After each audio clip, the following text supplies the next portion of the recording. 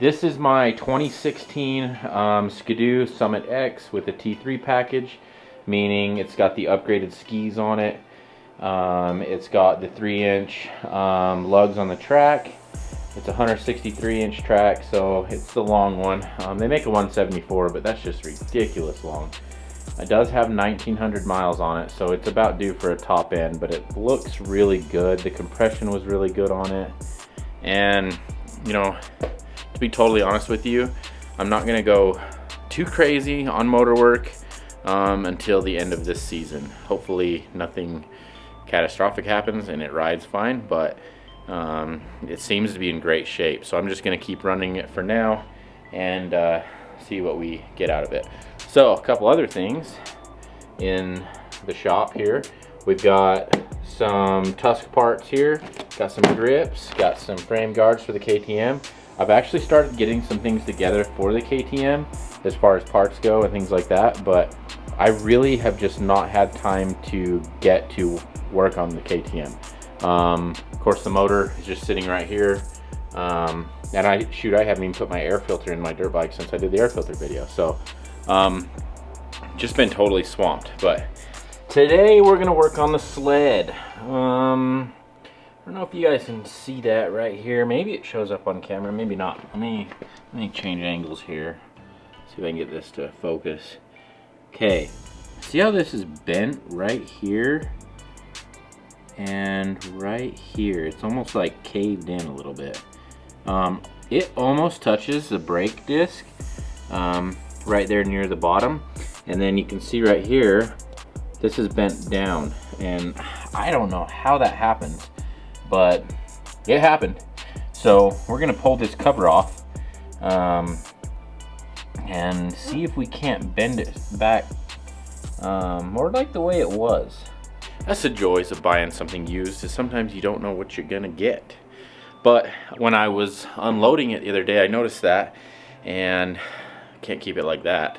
Looks like crap. So we're gonna go ahead and pop that baby off and fix it up. So for those of you that are new to snowmobiles, I got my side cover off here. This would be your secondary drive. This is your primary drive, or your primary clutch secondary. Anyway, I think this is like a T20 25 Torx. 1, 2, 3, and it should pop right off. Now we got the right tool for the job.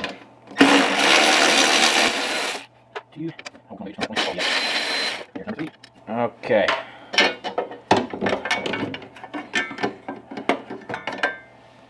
Looks like the brake rotor's okay. Doesn't look bad at all. Can't really tell if it's bent or not. I don't think it is. But there is some grooving right here, and I'm almost positive that that is where the cover was touching it.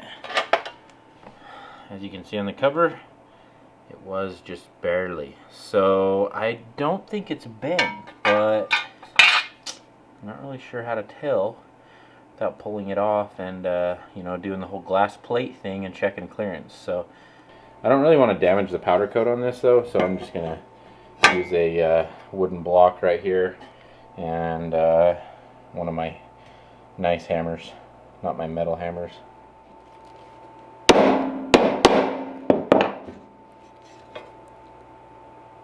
Well, that went straight pretty easy. Yeah, I can bend it by hand pretty easy. Well, shoot, that's probably why it bent so easily. I mean, this is nothing special, nothing strong, that's for sure. All right, well, that's better. Let's see if we can pop some of this out right here.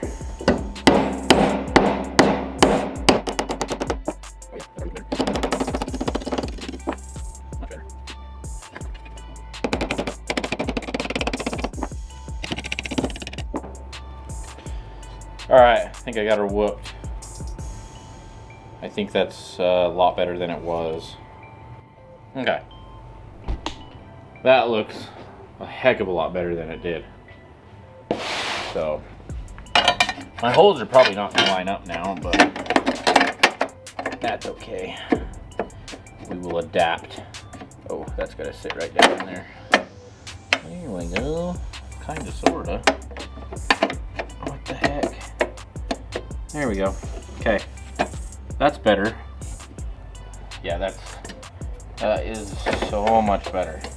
So many of these bottom ones started first because I think they're going to be the pain. Boom, there we go.